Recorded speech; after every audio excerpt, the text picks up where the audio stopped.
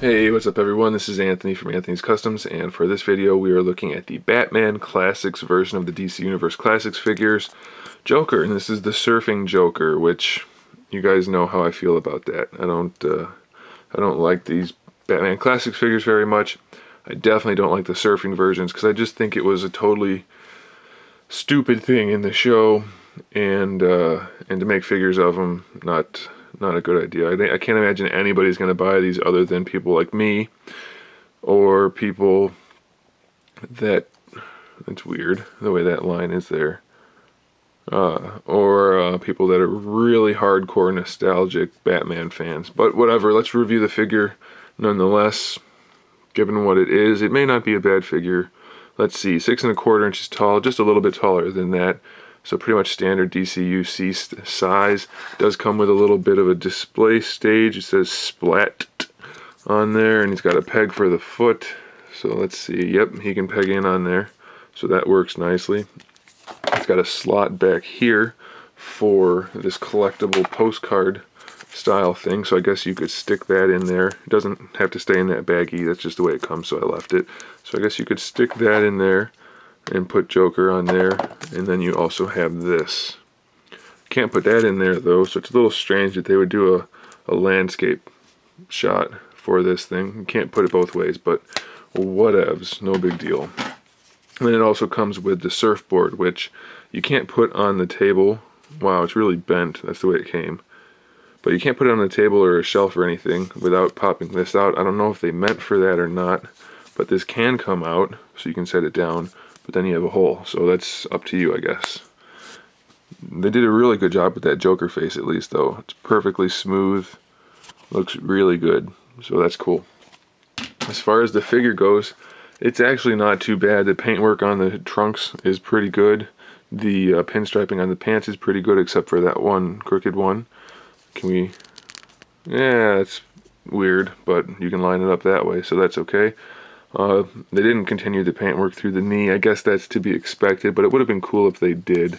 They did paint the buttons on here, so that's nice. There's a little bit of paint in there for the shirt. And the face, I think, is a fairly good likeness. They even painted the mustache on there, and then the lips and teeth, and the eyes don't have a great paint job. There is some brown around the black to make it look like an eye, but yeah, it's not great. The hair has some really nice shading in it. It's very subtle though, so you may not be able to see it on camera, but it is there.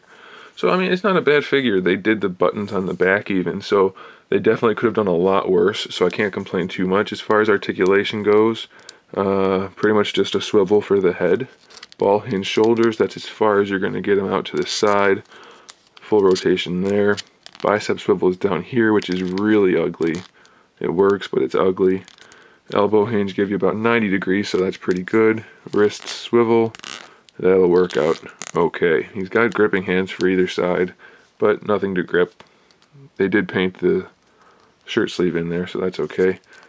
Does he have an ab crunch? He does have an ab crunch. I don't know if you're going to get much use out of it. It sure doesn't feel like it's going to go anywhere. The coat's technically soft, but you're still not going to use the ab crunch. So there's that. We have a waist swivel down here. We have really low hips on this guy. It looks kind of like he's pooped his diaper a little bit, but he does have standard DCUC style hips. Really ugly, really ugly. Pretty much no matter how you use this guy's hips, it doesn't look right at all, but they are there. And we have a thigh swivel underneath the trunks. We already saw the knee hinge, give you about 90 degrees, so that's pretty good. And then for the ankle, we have a hinge, but it's pretty much useless. It's in there, but don't expect a whole lot out of it. So in the end, this guy is just about as good as the other Batman Classics figures in that it's not horribly horrible, but it's really not worth buying unless you're a completionist or a completist, however you prefer to label that, or if you're a super hardcore Adam West Batman fan. Those are really the only two reasons you should buy this. I don't think any average collector should bother picking this up. It's not a particularly good figure. So there it is, guys. Thanks for watching. Make sure you subscribe to the channel for more figure reviews, custom figures, and other good stuff. And in the meantime, keep collecting.